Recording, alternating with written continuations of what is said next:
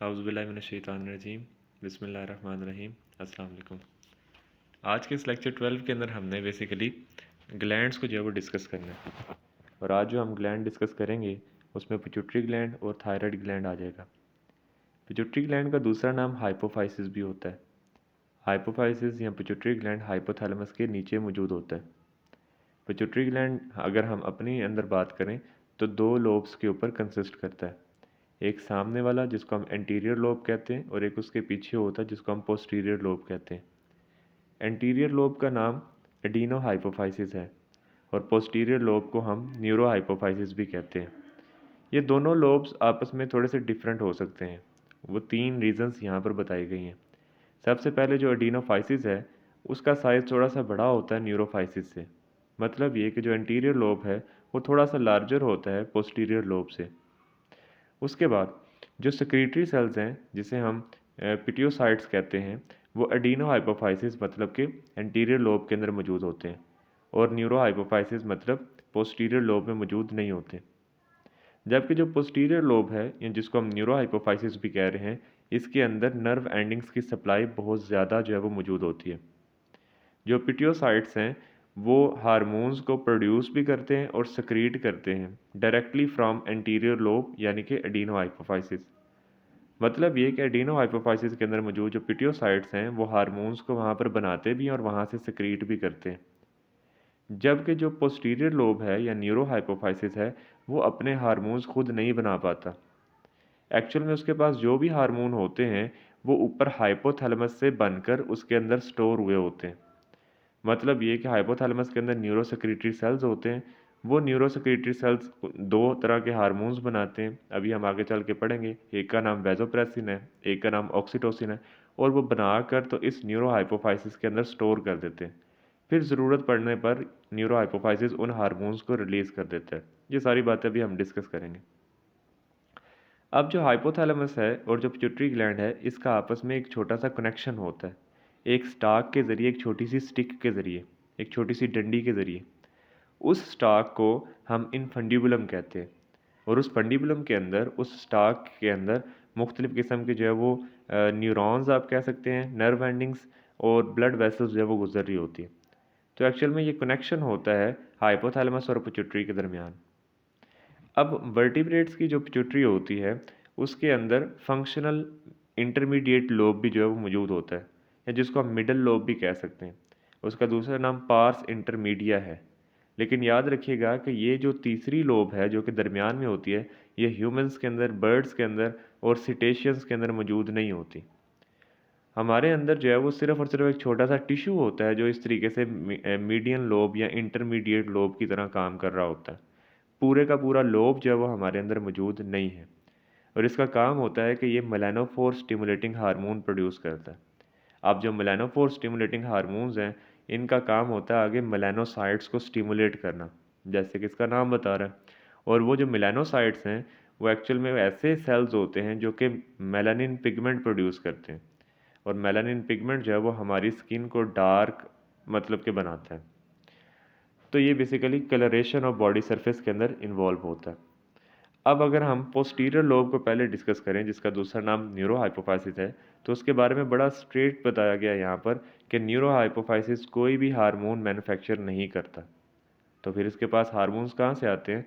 वो hormones hypothalamus से synthesise होकर इसके अंदर स्टोर होते हैं।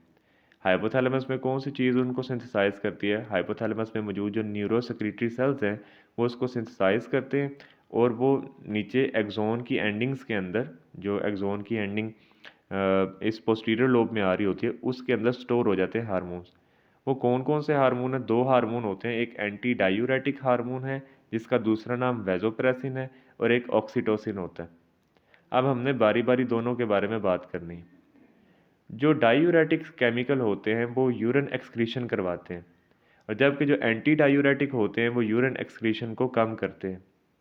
अब ये जो एंटी डायूरेटिक हार्मोन है या जिसका वैसोप्रेसिन भी नाम है ये कब हमारे अंदर प्रोड्यूस होता है?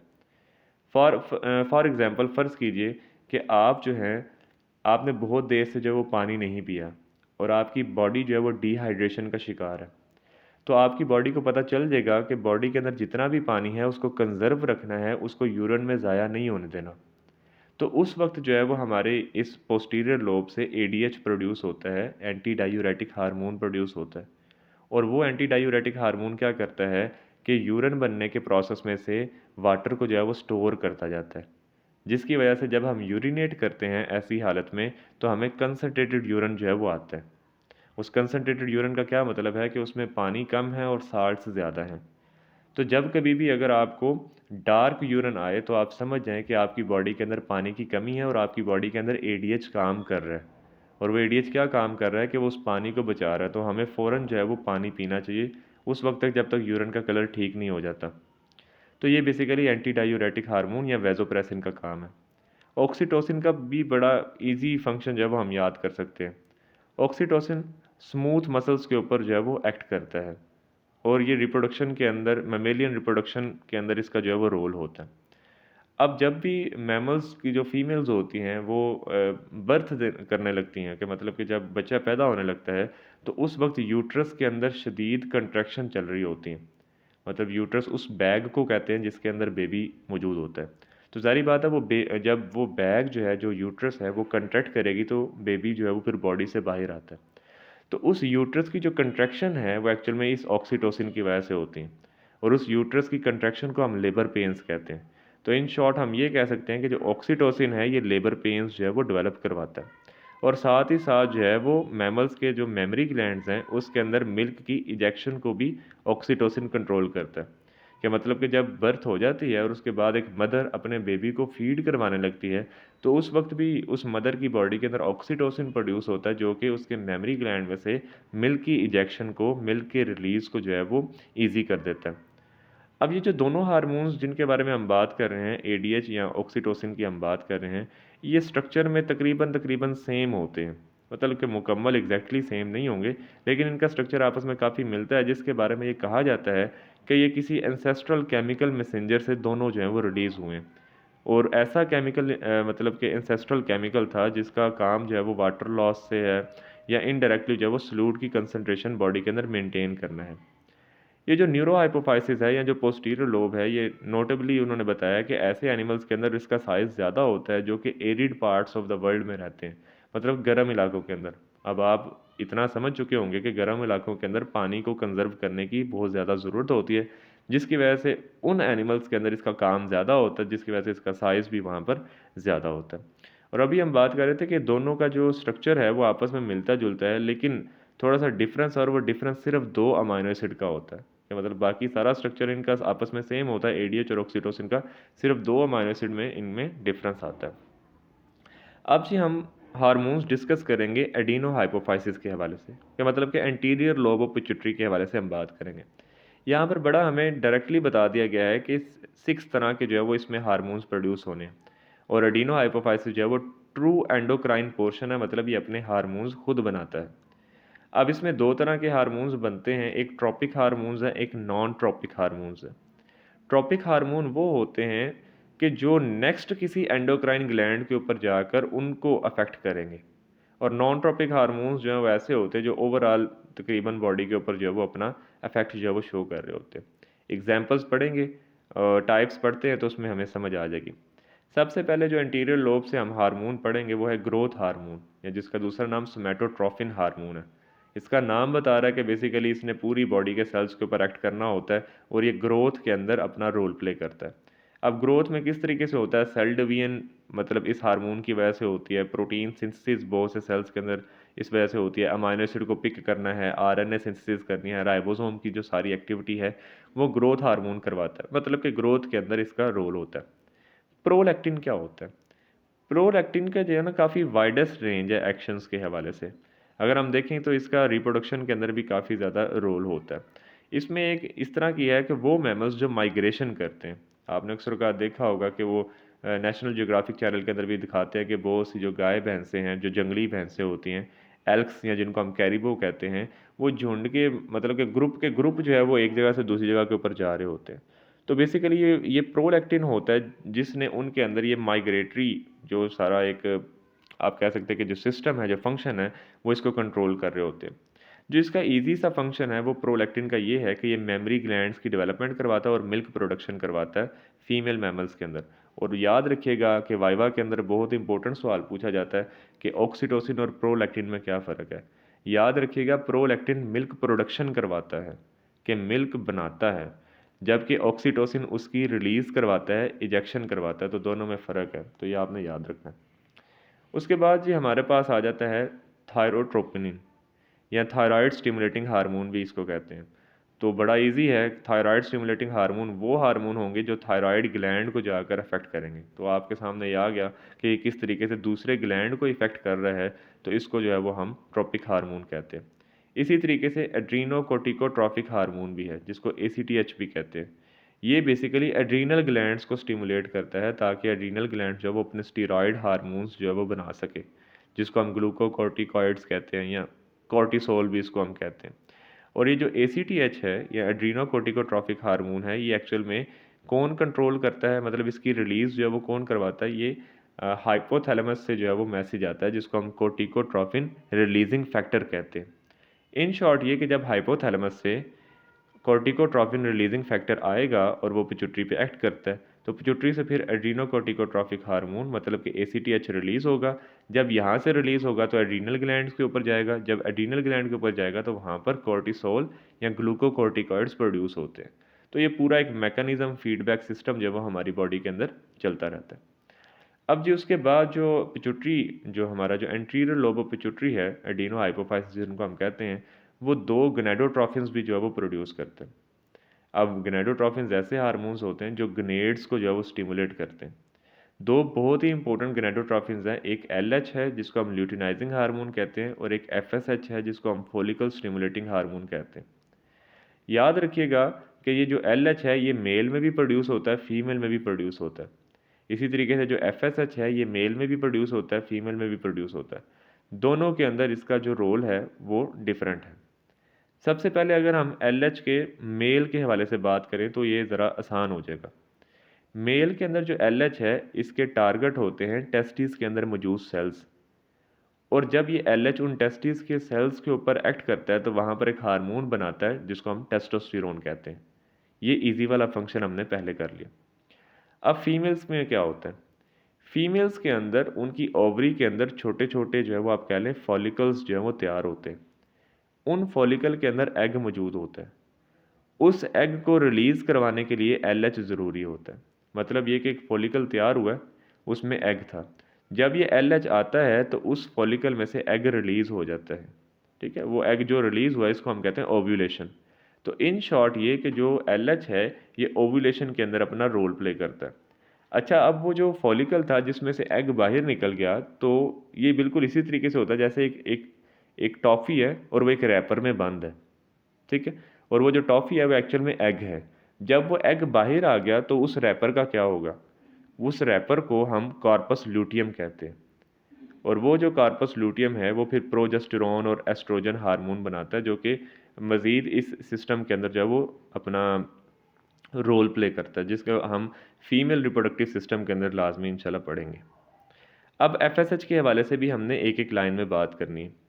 FSH अगर मेल के अंदर प्रोड्यूस हो रहा है तो वो टेस्टिस के सेल्स के ऊपर एक्ट करता है और वहाँ पर स्पर्म प्रोडक्शन करता है, जबकि फीमेल के अंदर इसका जैसे नाम बता रहा है फॉलिकल स्टिमुलेट हार्मोन, तो ओवरीज के अंदर ये फॉलिकल सेल्स की डेवलपमेंट करवाता है ताकि वो जो फॉलिकल हैं वो आगे चल के मैच्योर एग बनाएं। फिर उन फॉलिकल के ऊपर LH एक्ट करेगा, उस LH की वजह से ओव्यूलेशन होगी। ओव्यूलेशन कहते हैं रिलीज ऑफ एग को, और जब ओव्यूलेशन हो जाएगी तो बाहर वाला जो रैपर बच जाएगा उसको हम कार्पस लूटियम कहते हैं जो प्रोजेस्टेरोन और एस्ट्रोजन बनाता है। तो इस तरीके से ये सारा जो है वो एंटीरियर लोब ऑफ पिट्यूटरी के हवाले से हमने डिस्कशन की। अब एक छोटा सा ग्लैंड हमारे ब्रेन के अंदर मौजूद होता है जिसको हम पाइनियल ग्लैंड कहते हैं। पाइनियल ग्लैंड को पाइनियल ग्लैंड इस वजह से भी बोला जाता है क्योंकि पाइन कोन की तरह की इसकी स्ट्रक्चर होती है, इसको पाइनियल बॉडी भी हम कहते हैं। ये एक्चुअल में फोटो रिसेप्टर टाइप का जो है वो ग्लैंड होता है, मतलब लाइट से रिलेटेड है, और ये एक्टिव होता है डार्क के अंदर। मतलब जब रात हो जाती है या आप किसी अंधेरे वाले कमरे में हो या आपने लाइट ऑफ की हो तो उस वक्त मेलाटोनिन प्रोड्यूस होना शुरू हो जाता है। आसान अल्फाज के अंदर मेलाटोनिन एक्चुअल में स्लीप हार्मोन है। ठीक है। जैसे ही रात होती है तो हमारे अंदर मेलाटोनिन आहिस्ता आहिस्ता बढ़ना शुरू हो जाता है, और जैसे ही 9 बजते हैं, 10 बजते हैं, अगर आपकी सोने की रूटीन ख़राब नहीं है तो आपको नींद आना शुरू हो जाएगी। वो इसी मेलाटोनिन की वजह से होता है। और हम क्या करते हैं कि हमने मोबाइल इस्तेमाल करना होता है, और उस मोबाइल में से जो रोशनी निकलती है वो एक्चुअल में इस मेलाटोनिन की प्रोडक्शन को डिस्टर्ब करता है, जिसकी वजह से हम सब की जो स्लीप का जो साइकिल है वो समहाउ जो है वो ख़राब हुआ हुआ। बहरहाल अगर हम इसको अपनी बुक से रिलेटेड यहाँ पर रखते हैं तो इसमें बताया गया है कि मेलाटोनिन के और भी बहुत से जो है वो इफ़ेक्ट्स होते हैं, जिसमें डायरनल और सीजनल साइकिल्स वगैरह जो है, मतलब कि हमारी बॉडी के जो रिदम्स होते हैं, जो साइकिल्स होते हैं, वो मेलाटोनिन जो है वो हैंडल कर रहा होता है। उसके अलावा यहाँ पर बताया गया है कि जो मेलाटोनिन है वो एक्चुअल में प्यूबर्टी से भी रिलेटेड है, कि जब डिक्रीज मेलाटोनिन सक्रीशन होती है, मतलब जब बच्चा बड़ा हो रहा होता है, तो जब उसके अंदर मेलाटोनिन की सक्रीशन कम होती है तो उस वक्त प्यूबर्टी स्टार्ट हो जाती है, क्योंकि जब एक छोटा बच्चा होता है वो बहुत ज़्यादा सोता है। ठीक है। इसी तरीके से जो 11 साल आप कह लें, 12 साल की जो उम्र होती है, उस वक्त ये प्यूबर्टी की एज शुरू हो जाती है। अब प्यूबर्टी किसे कहते हैं? प्यूबर्टी उस स्टेज को कहते हैं जब रिप्रोडक्टिव जो स्ट्रक्चर्स हैं वो मैच्योर होना शुरू हो जाए, या सिंपल अल्फाज के अंदर हम उर्दू में कहते हैं कि जब एक बच्चा, एक लड़का, एक लड़की जो है वो जवान होना शुरू हो जाए और उनकी बॉडी के अंदर चेंजेस आना शुरू हो जाए, तो उसको हम प्यूबर्टी कहते हैं। और सेकंड लास्ट के ऊपर है जी थायराइड ग्लैंड। थायराइड ग्लैंड हम सब ने काफ़ी सुना होता है, इसके हवाले से एफएससी में भी काफ़ी डिटेल्स है, लेकिन यहाँ पर सिर्फ शॉर्ट करके उन्होंने बताया हुआ है। थायराइड ग्लैंड एक्चुअल में हमारे नेक रीजन में होता है। जो हमारा विंड पाइप है, ट्रैकिया, उसके सामने जो है वो लगा होता है, और ये बटरफ्लाई शेप होता है, या इस तरीके से जैसे वो बोट आई लगी होती है, अक्सर का वेटर्स वगैरह ने लगाई होती है, उसी तरीके से हमारी ये नेक के अंदर ये थायराइड ग्लैंड मौजूद होता है। थायराइड ग्लैंड से तीन जो वो हार्मोन्स रिलीज होते हैं, थायरोक्सिन, ट्राईआयोडोथायरोनिन और कैल्सिटोनिन। जो थायरोक्सिन है और जो ट्राई आयोडोथायरोनिन है, जिसको T3 और T4 भी हम कहते हैं, ये एक्चुअल में ग्रोथ के अंदर, डेवलपमेंट के अंदर और मेटाबॉलिज्म से रिलेटेड है। मतलब कि हमारी बॉडी के अंदर जो केमिकल रिएक्शंस चल रहे हैं, जो मेटाबॉलिज्म चल रहा है, उसमें इन थायराइड ग्लैंड्स का बहुत ज़्यादा इंपॉर्टेंट रोल है। जबकि कैल्सिटोनिन जो है वो कैल्शियम लेवल से रिलेटेड है।